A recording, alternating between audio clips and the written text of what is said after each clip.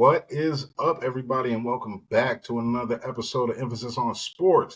I'm your host, Damon Anthony, and I'm sorry, y'all. I was away for about a week, a little small vacation, went camping in Upper Peninsula of Michigan. I had to do it. Really good time for the mind, body, and the soul. Had great times, great people.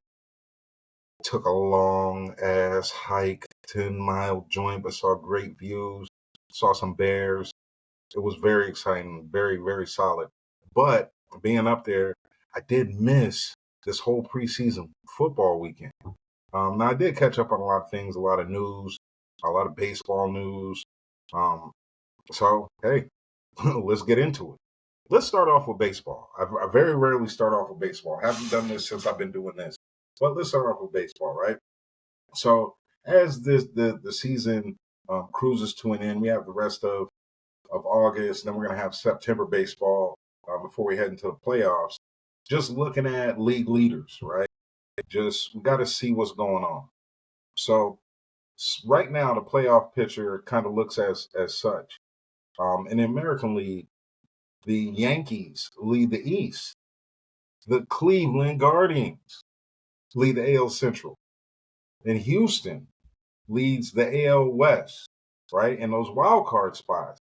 Leading the wild card for the AL is Baltimore Orioles. They're 3 games up. So I'm pretty sure they're a really good team. They'll probably cruise right into the playoffs, and they're going to be dangerous. Right behind them, the other 2 spots are the Twins and the Royals, respectively. They're tied for the last 2 spots. Boston's right out of the playoffs. Might be able to squeak back in, but those playoffs are coming. Let's look at the National League. Leading the National League East, the Philadelphia Phillies. Now, I'm not going to lie to you. The Braves have been really good the last couple of years, so I kind of expected the Braves to be in there. But go ahead, do your thing. Do your thing, Philly. I mean, you go pick up Bryce Harper. You have some really, really, really, really good players, really solid team. I know the city of Philly will love it. Hey, maybe the Phillies will do something because I don't think the Eagles will. So let's go Phillies.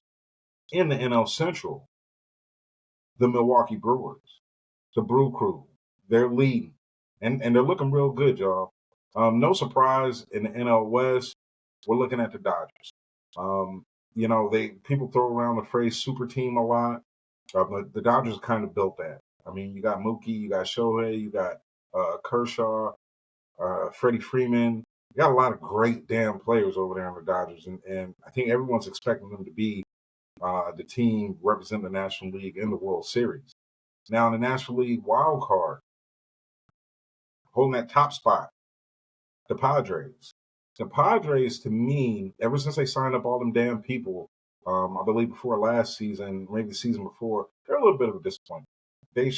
You go signing up all those players, great players, by the way, great players. I mean, you go get Manny Machado, some of these other guys, I'm not going to say that these players are mid or they're just okay. These top line players.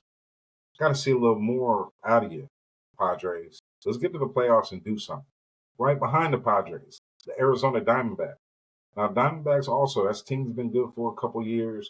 We'll just see how they go. We'll see how they stretch, right?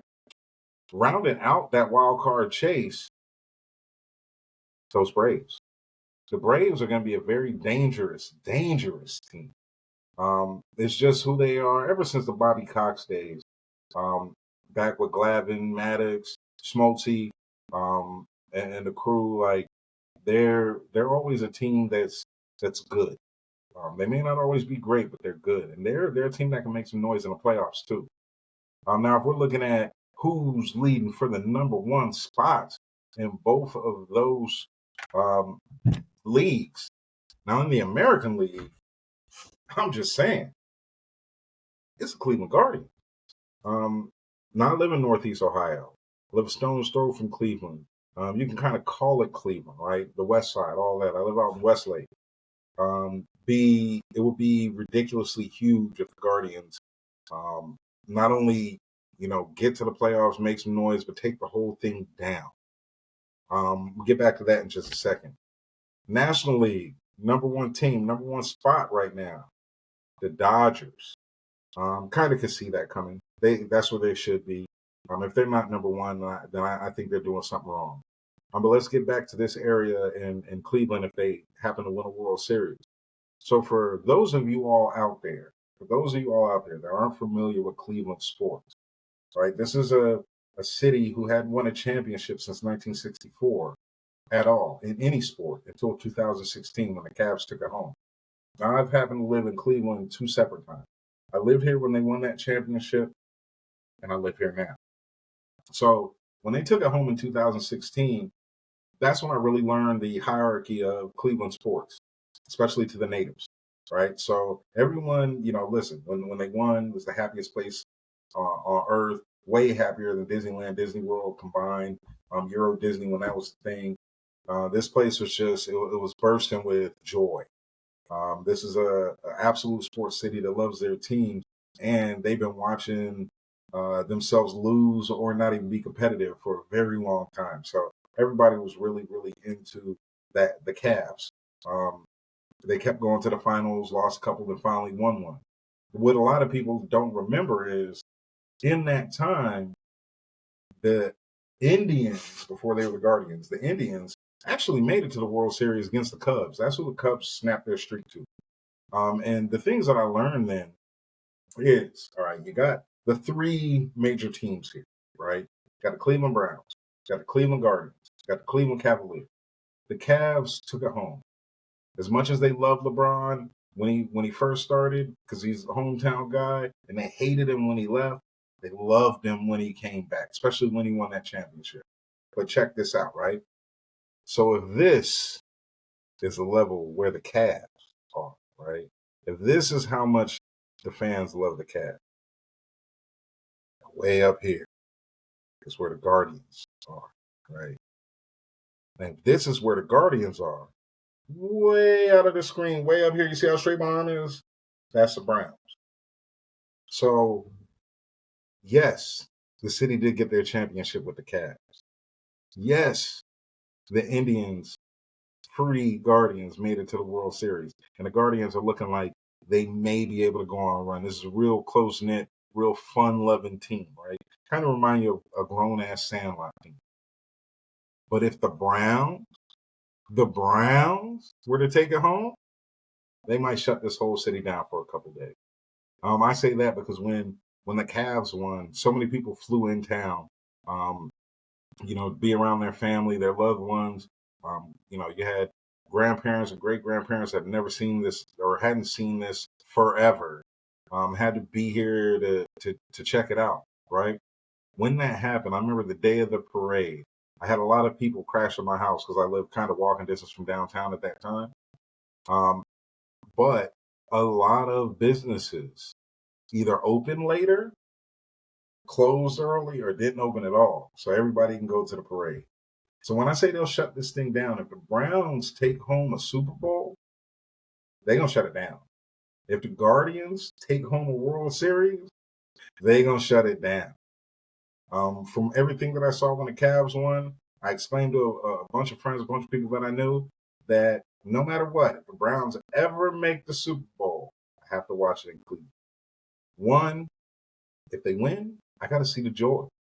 But the biggest one, if they lose, I got to see the agony of defeat. I love it. I love it. Typically, I only like to see the Cowboys defeated like that, but I also love just, it's the hurt of the game. It is what it is. I'm a Niner fan. We've lost a couple Super Bowls recently. That shit hurts. But I'm still a fan. You're still here. You still show up. And I respect the good people in Cleveland for showing up for their teams, right? So that's a little bit of a baseball recap where we're at right now, plus a little peek into Cleveland sports, right? Let's move on to preseason football. Now, we are amping up. We're about to enter the final weekend of the preseason. This is the dress rehearsal. This is when it's go time. This is also when we're going to see a lot of the best players sit, and that's okay. Got to keep players healthy going into game one, the regular season. You don't want to send out a player that you know who they are, you know what they do. There's no reason to have Patrick Mahomes out there last preseason. You know, guys, three-time Super Bowl champ. MVP, like he's Patrick Mahomes, right? It's the same thing like with the Jets. There's no reason to try Aaron Rodgers out there. You need that man regular season. You saw last year, it didn't take long before he tore up his Achilles. We don't want to do that again in the preseason. So this last weekend, it's the dress rehearsal for a lot of the players that are going to start, and they just might need that work. They may need to get in tune with somebody. It's also the dress rehearsal for a lot of these rookies, and there's some rookies stepping into some really good situations. So let's get a rookie roll call, right, on starters today. Sean Payton announced that Bo Nix is going to be the starting quarterback for the Denver Broncos. First rookie to start the first game of their professional career since John Elway. That's huge, huge shoes to fill. Let's see what Bo Nix is going to do. I believe off the top of my head, they play Seattle the first week. So, I mean, I don't know what's going on in Seattle. They had a whole regime change. We just don't know. So that could be an interesting one. Denver hasn't done anything to excite anybody the last couple years. You bring in Sean Payton. Let's see what he can do. He had a lot of success down in New Orleans with Drew Brees. Between me and you, I think Sean Payton's like he's all right. He's not like this great guru, this, that, and the other. Homie, you went to a Super Bowl. You won it. You went to uh. I've been watching football while you were playing. Saints win in the NFC Championship every year. They weren't that. They were good. Y'all put up good numbers. Sure, put up a lot of offensive numbers. But it's the whole thing. You got to tie the whole thing in a bow in order for me to say that you're an all-time great. I'll put it this way. Let's just say, Kyle Shanahan gets the 49ers back in the Super Bowl this year and they win. I'm going to put Shanahan ahead of Peyton. He's had the 49ers in way better situations than Peyton has. Period. So let's just see what Denver's going to do. Another guy named a starter, Jaden Daniels, in Washington. He's turning a lot of heads too. Washington could be a really, really dangerous team, and I think that they're in a division that, while it may not be a winnable division, because I do think Philly is the cream of the crop in the NFC East. But the Commanders, they can make some noise. Cowboys, they're not scaring nobody, and they need to sign up CD. If they don't sign CD Lamb, I don't know what they're going to be. I have friends of mine that are Cowboys fans that are quieter than I've ever heard. So we'll just see what happens there. But Jaden Daniels, he might be all right. Let's not forget, he actually has some weapons around him this time. I mean, coming into his rookie year, you got Dotson, you got Scary Terry, you got Brian Robinson, and then they added Austin Eckler. And Eckler, he's nasty out of the backfield.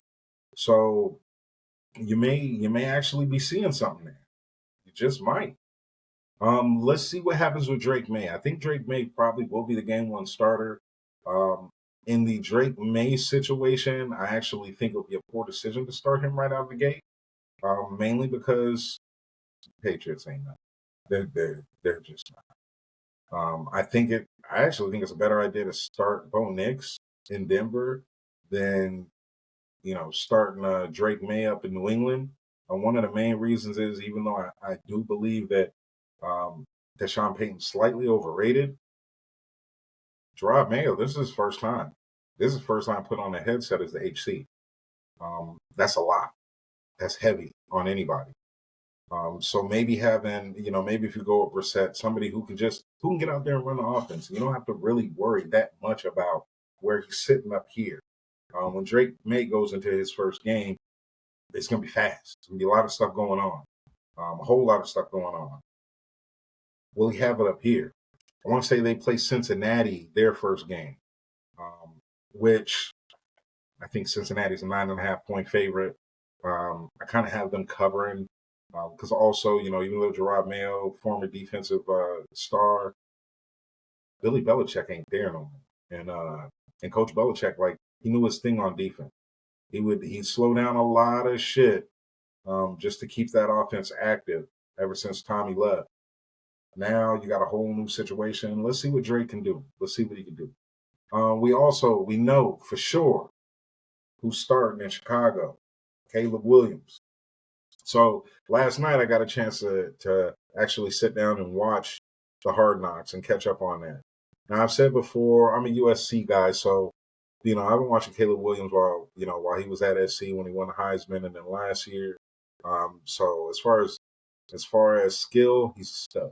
We know that the guy can play. He makes great throws, tight windows. He could get a little mobile, and he wants to be the best. The Bears have put a hell of a squad around him.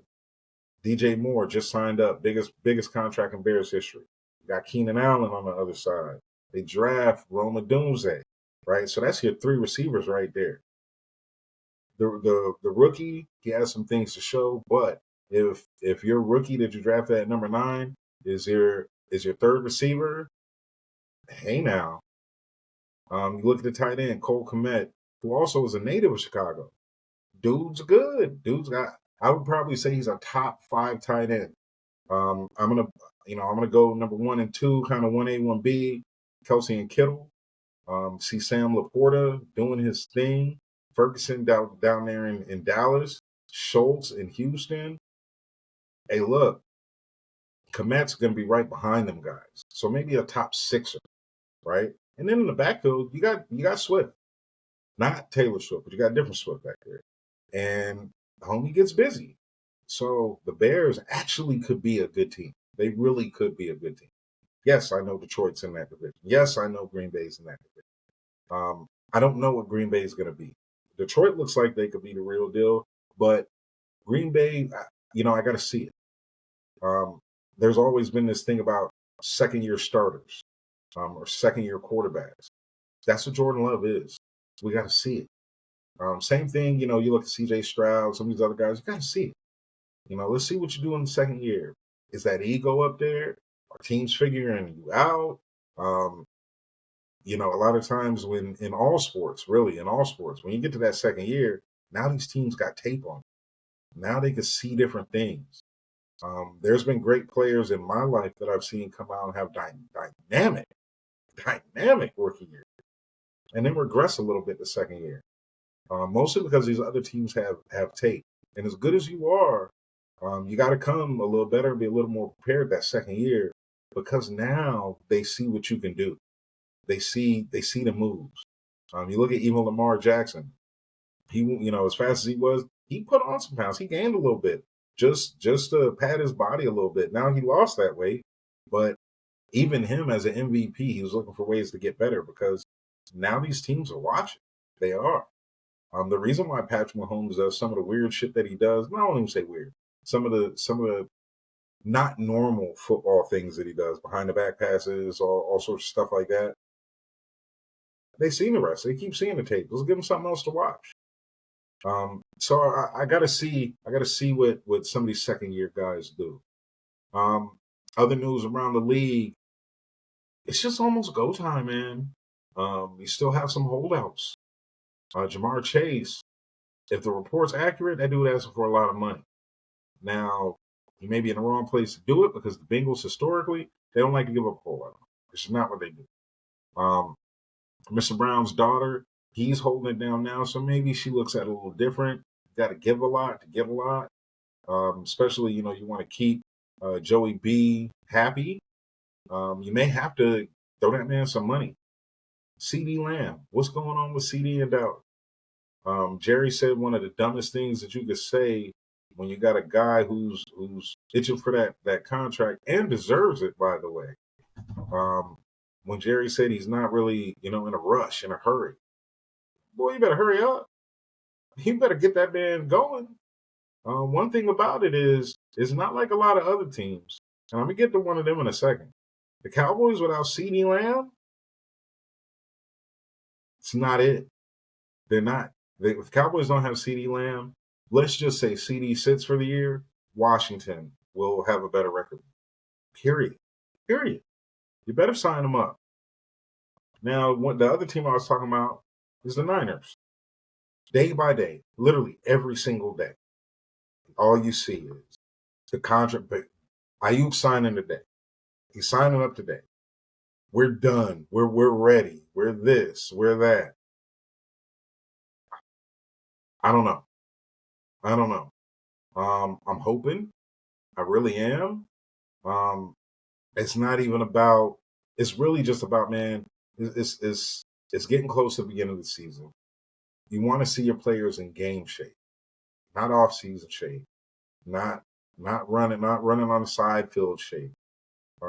Once you guys get out there and actually, get ready and get into it and go and take all of the drama and all of the side chatter out of it and get in there and rock out.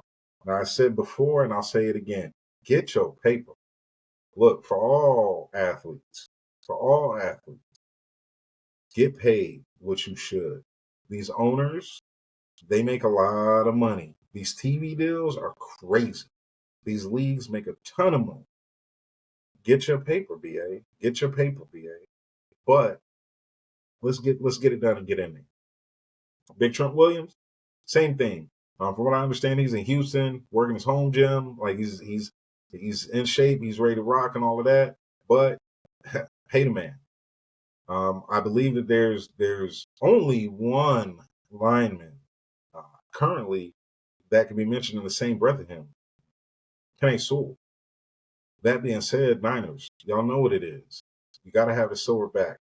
Got to have him over there protecting that left side. Got to keep our quarterback upright. We know that we're going to pay him. I believe this is similar to a Bosa situation last year. We didn't sign Bosa up until right before the season. I think that's going to be the same thing with Trent. But also, got to get him out there in game shape. That dude's not a stationary guy. He moves. He moves. And he creates some huge holes.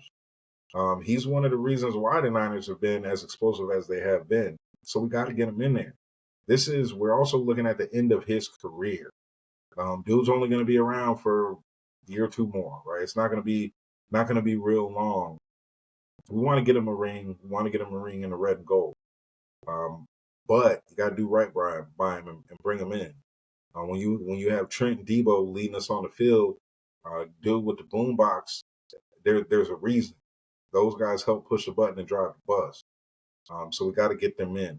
Now, one of the differences, especially with the Brandon Ayuk, we need Trent. I can't say nothing there. But the difference between the 49ers and the Cowboys is Cowboys don't have CD, they're through. If the Niners don't have BA, number one, we have some guys in the cupboard, sure. We also got Debo, we got Kittle, we got McCaffrey. Got a squad. BA helps round out that team. If I would maybe compare him to somebody, and this isn't comparing team to team, because this team was an all-time great team. It's kind of like the 96 through 98 Bulls. What BA is, he's Ron Harper. It's who he is. Bulls wouldn't win the championships without Ron Harper. Man did a lot of things that we didn't see. That's what BA does. One of the best route runners, one of the best receivers in the game, right? But he plays along some of the best people in their areas. So you don't really see it all, right? I don't remember because I was a kid. I think I was like 9 or something like that. But when Ron Harper came into the league, I had his basketball card. Dude was a monster. He was an absolute monster. By the time he, went through some injuries, by the time he got to the Bulls, he was more of a role player. One of the best role players you're going to have. That's what I kind of see out of BA. A little Ron Harper, Robert Ory, if you will. Some of these other players that they may not be the absolute top star, but you're not going to win it without them. You're not. So let's go ahead and get this done, get this signed up, and get it popping. All right.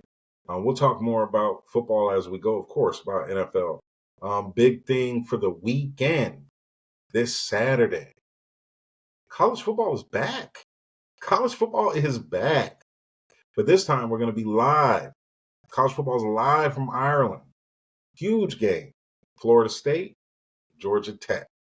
All signs point to Florida State being ready to rock, reloaded, retooled, and from everything that everyone says, everything that I'm reading, Florida State should be ready to roll and should be able to get into the new playoff at the end of the year. But You're going across the pond. You're going all the way to Ireland. It's a different thing. There's different air. There's different weather. There's different people. You don't have that same vibe as the home team or the away team because you're both the away team and you know it. Everything is different. And when you have everything that's different, you open it up. Now you're on a level playing field. It doesn't matter who you trot out there. Now I can beat you. Remember all those years that Jacksonville was just a horrible shit team, but you take them overseas, they beat damn near anybody? That's what could happen on Saturday. So I'm really looking forward to that game and kicking off college football. As much as I will talk about the NFL, I'll talk about the NBA, a little sprinkle this, a little sprinkle of that. I do really love and respect the college game, mostly because of the traditions, the fans. College football is a great watch. Sometimes, you do have great teams playing against, which, that's a little bit of a game changer because those games aren't always that great. But the thing about college football is if you don't really care that much about a particular team, on Saturday it's like 150 games. So you can find something that's good. That's just going to be a good football game to watch. So let's go college football. Let's get it popping. Hell yeah. All right. Hey, yo, like I said before, man, sorry I missed y'all for a minute, but I'm back. And we back to do this regular programming. Just looking forward to the season. You know what I mean? 2 weeks from tomorrow, season kicks off with Kansas City and Baltimore. 2 weeks from Friday, from Brazil, we got the Eagles and the Packers. And then we roll into Saturday, full slate of college. Sunday, full slate of NFL. Monday night, that first Monday night, Mr. Rogers is coming to the Niner neighborhood, and we'll see what's up. So look, y'all have a wonderful, wonderful rest of your day. Like and subscribe if y'all are new. Keep rocking with us. Be good or be good at it. One love, y'all.